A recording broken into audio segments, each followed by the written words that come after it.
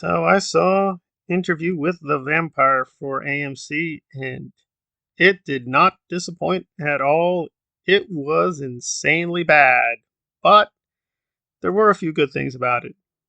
Overall, however, I'd have to be very, very severe. We'll have to get out of the way that there is basically no fidelity to the source.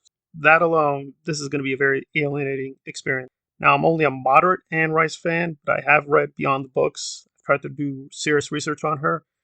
There were elements I think she would agree with and might even approve of, but this is really, really not at all connected to her universe, her ideas, her philosophy, except in a few superficial ways. So even going at Interview with the Vampire is kind of pointless.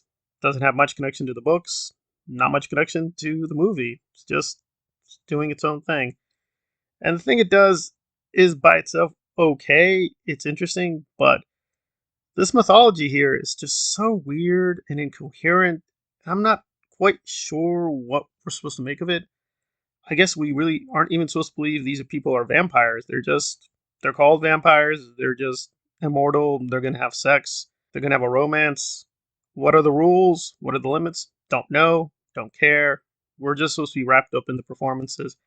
I would concede the actor for Lestat was pretty compelling and charming, but again, that's not really the character.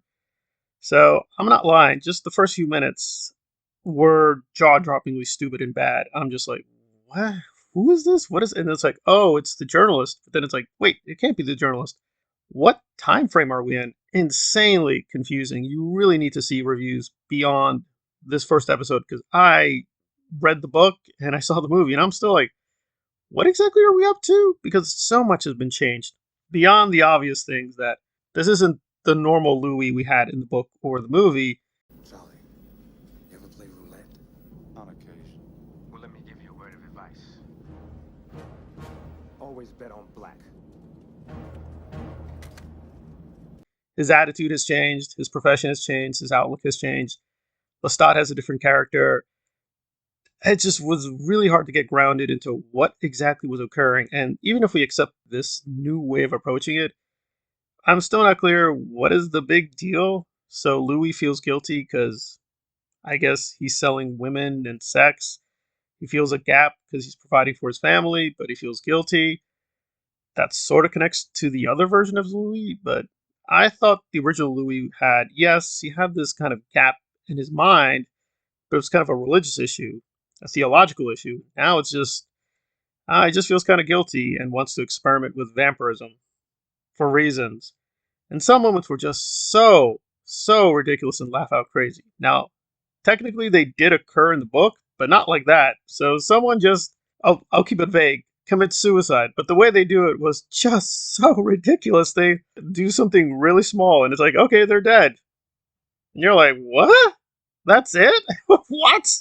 So I know they're going for intentional comedy in a lot of these scenes, but it was just so laugh out crazy too many times. And I'm just like, I really can't take this seriously. And then when it culminated in this absurd action scene, I was like, what was the point of that? So it seems like they're obeying some things in the books. For instance, crosses apparently don't really affect vampires. Okay, that's fine. Other things don't affect vampires, but then vampires apparently now have sex in the mythology. They don't really have sex. They enjoy killing more than sex. But here it's like, I guess it's co equal. Just some of the things they did were just so absurd. They didn't really follow any real pattern. I will say though, on the good side, it was visually dazzling. They do a lot with the budget, the costumes, the direction was pretty strong, and the way the camera was moved, and doing a lot with a kind of confined space because they are working with a modest budget. But it did look good. But the dialogue was fairly generic, and yes, Anne Rice had a postmodern style, but this is like such an extreme, and it was so clever and snarky and full of itself. After a while, I was just like, please stop, please, please stop. It wasn't subtle. And even the things that were more canonical, like, yes, the vampires are a metaphor for gay people, it went to such an extreme. Maybe I need to reread the book, but I think it was done way more subtly. Here, they're very full and frontal. Yeah, you get it? Two men, they like blood, they like hanging out. It's a gay thing. But politically, I can't say anything's wrong with that. That is what Anne Rice wanted. She wanted a very pro gay message, but Just as a piece of fiction, this felt really flashy, very superficial. Most of the scenes fell flat. There were some good performances here and there, but the main actor, Jacob, I don't see the point. He was just so moody. He seems like Bruce Wayne, really, and he just felt very arrogant in the future timeline and in the past. He was just whiny for no reason. It just felt all very insubstantive. I can see why people like this because Lestat now is more of a heroic character, and people want to see Lestat as heroic. I'm not saying he has to be villainous in all his appearances, but this went way, way too far. They just make him look like a kind, gentler mentor figure. I don't remember that either from the book or the movie, so what can I say? It just didn't really work for me. I can see why some hardcore fans like this because at least it's a fresh kind of avenue for the mythology, but it just seemed to violate so many things foundational to the Anne Rice mythology. It's kind of pointless. So they're obeying a few things, but then using it in such a weird new way. You're like, what is the point of this?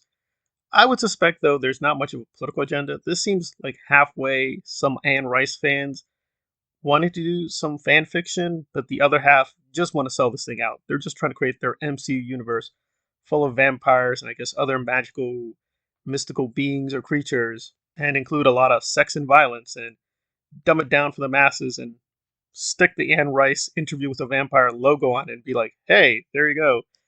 And to some extent, I'm tolerant of that approach. I don't hate everything the DCEU does. I don't hate everything that the MCU does.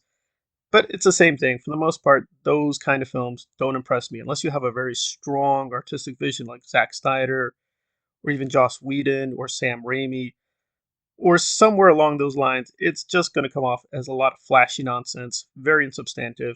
So it was very disappointing. I'll try to watch the second episode, but I'm not really excited. They did at least adhere to a few plot points. That's about it. Some lines of dialogue kind of echo her mythology in a broad sense, but really, this doesn't have much to do with her vampires, not much to do with her books, not much to do with her fiction. And onto itself, it's just not that interesting. It's not really even a novel take on the vampire mythology. This felt a lot like Angel the series, and they just dressed it up in a new way. But maybe they're stealing some other vampire fiction. I don't know. I don't care. I'm going to have to give this a very severe 5 out of 10. The definition of mediocre. I guess you could consider it passable, but just barely.